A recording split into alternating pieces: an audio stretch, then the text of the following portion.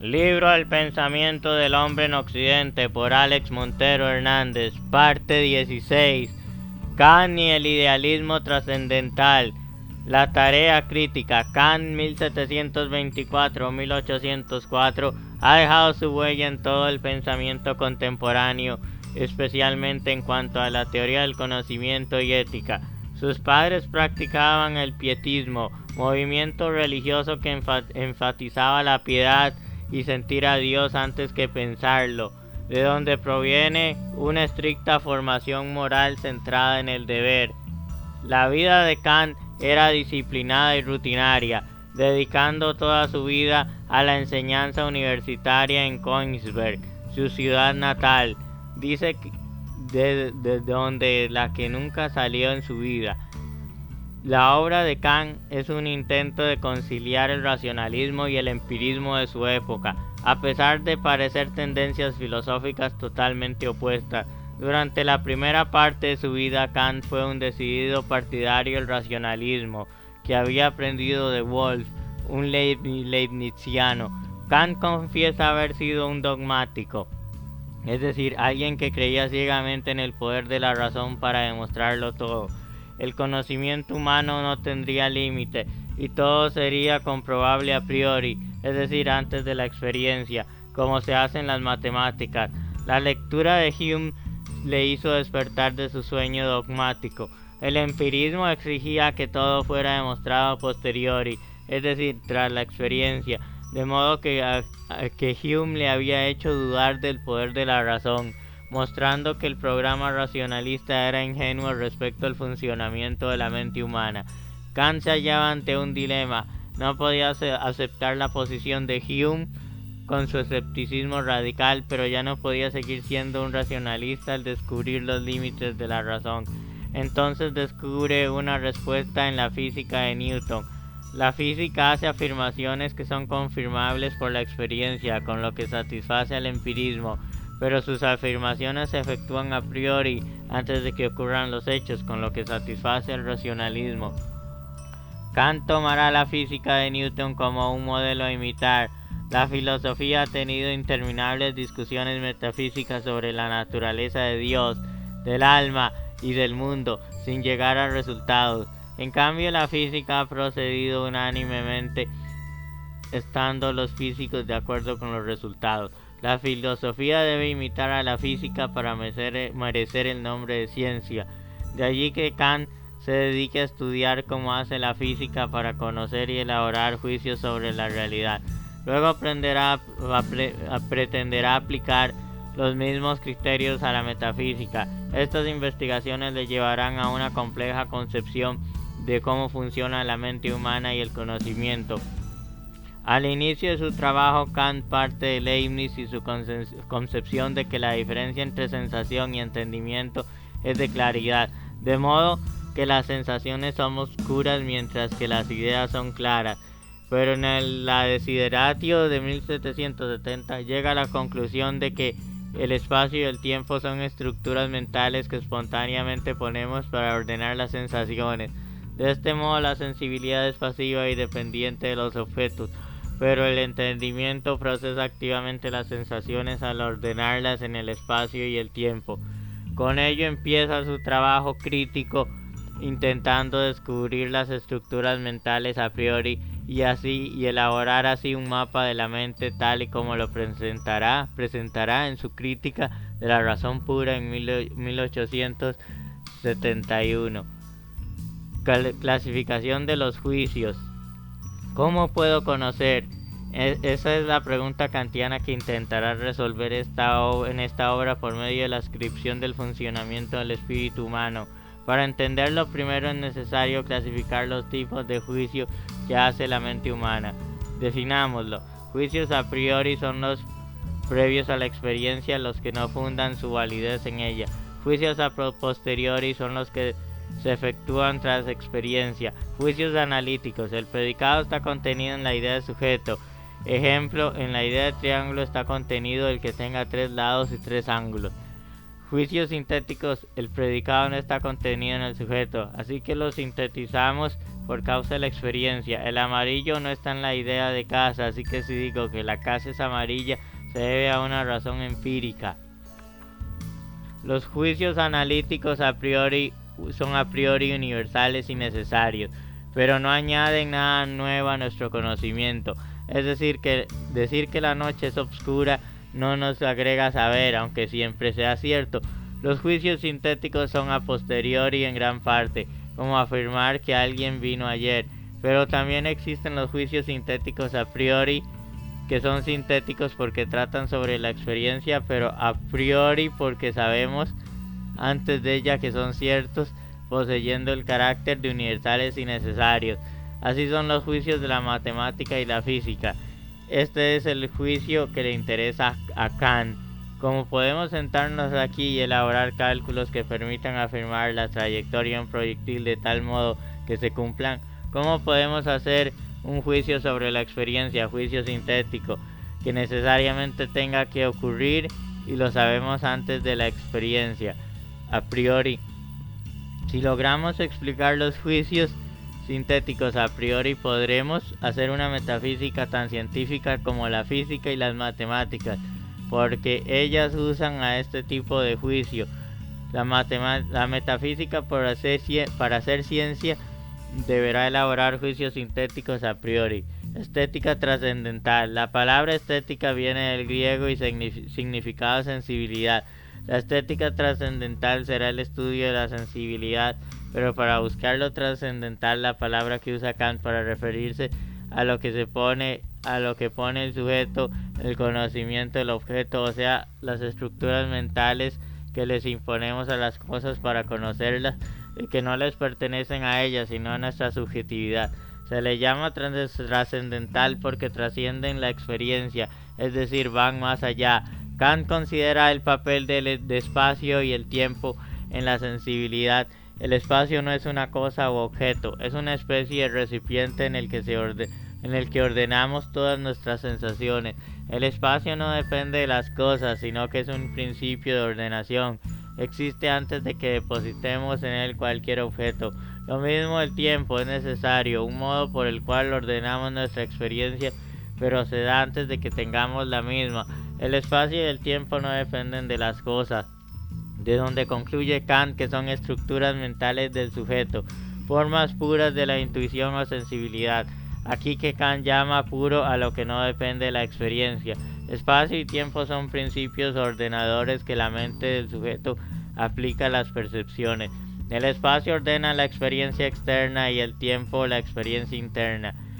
Espacio y tiempo son las condiciones que el sujeto pone sin las cuales no habría experiencia. ¿Cómo sentimos? Viene del exterior un conjunto de estímulos externos, un caos de sensaciones a las que el sujeto aplica necesariamente las formas ordenadoras del espacio y el tiempo, formas a priori, y del orden resultante obtenemos la percepción del fenómeno. Es decir, el sujeto ordena las sensaciones según las estructuras de su subjetividad pura. Kant distinguirá entonces entre fenómeno y noumeno. El fenómeno es el objeto tal y como se nos aparece. Conocemos fenómenos, pero no conocemos el noumenon. El noumenon es la cosa en sí misma. No podemos conocer el noumenon, porque todo lo que conocemos ya ha sido ordenado por las estructuras mentales del sujeto. Solo conocemos el fenómeno, es decir, cómo se manifiesta ante nuestra conciencia. Como espacio y tiempo son a priori, es decir, no dependen de la experiencia, los juicios que sobre ellos hagamos serán siempre verdaderos, pues serán a priori. Ello nos explica la validez de las matemáticas para la geometría. Se basa en el espacio y la aritmética se basa en el tiempo, de modo que no dependen de los objetos, sino de nuestras estructuras mentales. Analítica trascendental. En la estética trascendental, Kant ha analizado la sensibilidad. En la analítica procederá a analizar lo que hay de trascendental en el entendimiento. Con la sensibilidad, la mente ha iniciado un proceso de unificación al integrar la multitud de estímulos caóticos en la percepción de un determinado fenómeno. Con el entendimiento, el sujeto va a seguir sintetizando y reduciendo la unidad a unidad lo que le ofrecen los sentidos, agrupándolos de acuerdo de acuerdo a categorías mentales. En la analítica trascendental, Kant se dedica a ver cómo se formulan los juicios, agrupando la multitud de fenómenos en unidades superiores. Entonces descubre la experiencia de las categorías o conceptos puros. Procesamos todos los fenómenos a través de las categorías, de modo que podemos formular los juicios. No son objetos, sino formas que ordenan la experiencia. Imaginemos un tipo de moldes o recipientes que acomodan lo que se coloca en ellos. Kant presenta el siguiente cuadro de categorías basándose en los tipos de juicios que producen: de la cantidad, unidad, pluralidad y totalidad; de la cualidad, realidad, negación y limitación; de la relación, inherencia y substancia; casualidad, causalidad y dependencia; comunidad, acción recíproca; de la modalidad, posibilidad, existencia y necesidad. Con este cuadro, Kant responde a los problemas de Hume. Sustancia y causalidad son categorías del entendimiento. No existen en las cosas ni proceden del hábito, sino que son parte de la estructura objetiva con la que nuestra mente enfrenta necesariamente el mundo. Percibo un conjunto de sensaciones y mi mente las agrupa necesariamente en la categoría de sustancia. Veo dos series de fenómenos y mi mente los ordena como causa y efecto, no por hábito, sino por la necesidad de sus estructuras. Pero esto significa que no sabemos si en la realidad ocurre así, solo que nuestra mente así lo entiende. La analítica trascendental comprueba los resultados de la estética trascendental, pues es el sujeto el que ordena lo que recibe para constituir la experiencia. La mente no es puramente pasiva, sino que activamente ordena el mundo, y así puede explicar los juicios sintéticos a priori, pues aunque versan sobre la experiencia, está ordenada según los patrones fijos de nuestro entendimiento. Si podemos hacer afirmaciones universales y necesarias, es porque la mente agrupará ciertos fenómenos siempre de la misma manera. Kant añade que todas las categorías están referidas a la percepción trascendental, o sea, se identifican las percepciones como pertenecientes a un yo pienso. El yo pienso es una especie de supercategoría por la que automáticamente me digo que todas esas sensaciones no están aisladas, sino que las refiero a la unidad de mi yo que las percibe. Obviamente yo pienso o a percepción trascendental no depende de la experiencia, sino que existe a priori para ordenarla. Kant llega a una importante conclusión en su tarea crítica. Nos asegura que los conceptos sin intuiciones son vacíos. Las intuiciones sin conceptos son ciegas. Con ello quiere decir que los conceptos o categorías no pueden trabajar sin un contenido que les venga de la sensación, pues estarán ordenando sin materia, son vacías, así como que tener solo sensaciones sin procesarlas no nos conduce a nada, son ciegas. Por tanto, el conocimiento implica necesariamente tener una materia del mundo exterior y un trabajo en la razón que ordene todo este caos de sensaciones para que haya un verdadero conocimiento. En su análisis de la imaginación trascendental, Kant propone algo intermedio entre intuiciones y conceptos porque son tan distintos que no pueden ligarse directamente. Estas formas intermedias serán los esquemas que producen la imaginación trascendental. El esquema de triángulo nos permite tomar la idea abstracta de triángulo y producir con ella cualquier cantidad de triángulos concretos. Ahora podemos entender cómo se formulan los juicios sintéticos a priori en la física. Son el resultado de aplicarle el caos de sensaciones primeramente a las formas puras de la intuición, espacio y tiempo, y luego las formas puras del entendimiento, categorías. Por ejemplo, sustancia y espacio nos permiten formarnos la noción de materia. Como es un ordenamiento a priori, los juicios tendrán validez a priori, aunque versen sobre la experiencia. Kant considera que su teoría es un giro copernicano, pues antes de su obra el conocimiento del sujeto se suponía que gravitaba en torno a las cosas, mientras que ahora son las cosas que giran en torno al sujeto. El sistema de Kant ha sido llamado idealismo trascendental, ya que no cree que conozcamos lo real como es, sino como aparece a la conciencia, y busca las formas puras que nosotros añadimos en el saber lo trascendental. La experiencia es una construcción racional que proviene de la unión entre lo dado en la intuición y lo opuesto por el entendimiento. Así surge el objeto y la objetividad. Las categorías son del sujeto, pero no son subjetivas, porque dependen de una estructura necesaria y determinada por la mente. Así es como para Kant la objetividad es producida por el sujeto. Dialéctica trascendental. La crítica de la razón ha mostrado a Kant las condiciones que hacen posible las matemáticas y la física. En su dialéctica trascendental, Kant quiere examinar si es posible justificar de igual modo la metafísica. Siguiendo a Wolff, considera que la metafísica se divide en tres partes: psicología, estudio del alma; cosmología, estudio del mundo; teología racional, estudio de Dios. Estas tres partes se deben a que la razón continúa generalizando y unificando toda la experiencia hasta que llega a tres grandes ideas trascendentales, que son alma, mundo y Dios.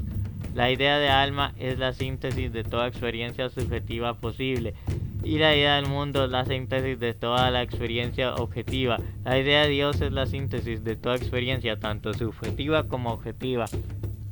Estas tres ideas trascendentales son síntesis que la razón ha producido como resultado del proceso de unificación que sigue necesariamente la mente, pero carecen de una experiencia a la que se apliquen. Es decir, la razón ha trabajado más allá de lo que le permite el material de las sensaciones, así que se ha hallado construyendo sin fundamento. La razón se vuelve incompetente para pensar adecuadamente si carece de base empírica, de modo que empieza a caer en contradicciones inevitables. Para comprobarlo, Kant elabora los paralogismos de la psicología racional, las antinomias de la cosmología racional y los argumentos de la teología racional, intentando mostrar cómo la razón se contradice necesariamente al abordar estos temas. Para Kant, el error básico, falacia de la psicología, lo que le hace caer en paralogismos, es que confunde el alma con el yo pienso, pero el yo pienso no trata sobre nada en el mundo real, pues es una especie de supercategoría que sintetiza toda la experiencia, pero que es una forma pura y no una cosa en sí, no es un noumenon. Del alma no podemos tener percepción, porque la psicología racional es imposible como ciencia. Como el tema de Dios también está más allá de las capacidades de la razón, que carece de apoyo empírico para hablar del asunto, Kant se siente satisfecho indicando que no se puede demostrar la fe en Dios, pero tampoco se puede rebatir, así que cree eliminar a todos los ateos y escépticos, pues ha establecido que si no se puede demostrar, tampoco se puede refutar. Kant le quitaba a la razón el poder discutir sobre el tema, quedando reducido a materia de fe. Por eso afirmó: tuve que suprimir el saber para dar paso a la creencia. La conclusión de Kant es que la metafísica como ciencia es imposible, porque postula objetos que no son accesibles a la experiencia sensible. La matemática y la física adquieren su validez porque son procesamientos necesarios de una experiencia a través de formas a priori, pero en la metafísica trabajan las formas a priori sin fundamento en la experiencia.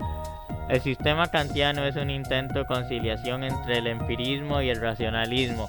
Su empirismo se nota en que exige que la razón trabaje sobre la experiencia más allá de la cual no puede ir. Su racionalismo en que la experiencia solo sirve para motivar el proceso, pero todo lo organiza activamente la razón por su propia espontaneidad, de modo que la intuición es solo material, pero todo el edificio lo hace el sujeto. Las ideas trascendentales, Dios, alma y mundo, fueron desplazadas por Kant de la razón teórica, pero conservarán su valor como fundamento de la razón práctica. Aunque no tengan valor teórico, para poder vivir hay que suponer como si lo tuvieran. Es decir, Dios, alma y mundo son postulados de la razón práctica. Las ideas tienen únicamente un valor regulativo no teórico. Crítica de la razón práctica. Kant asume una segunda tarea, que es la de fundamentar la razón práctica. Para Kant, la verdadera moral no puede ser algo relativo y dependiente de los objetos. La moral debe ser una exigencia absoluta. La moral tiene que basarse en los conceptos del deber, que debe ejecutarse por ser deber y no por alguna ganancia adicional. El filósofo distingue dos tipos de moral, la heterónoma y la autónoma. La moral tradicional es heterónoma, pues las personas actúan siguiendo una ley externa, como las imposiciones sociales, la creencia religiosa, etc. Este actuar es inmoral porque la persona no actúa con convencimiento interior. Kant propone una moral autónoma, en la que el sujeto encuentra la ley moral en su propio interior, guiándose por los imperativos de su propia racionalidad. El fundamento racional de una acción no depende de las circunstancias, sino de un imperativo categórico. El imperativo categórico es una exigencia sin restricciones. Kant encuentra este imperativo en la máxima: obra de tal modo que puedas querer que lo que haces sea ley universal. La pregunta ante cada acción es la de qué ocurriría si los demás actuaran del mismo modo. Incluso el que hace algo inmoral afirma la necesidad del imperativo categórico. Así que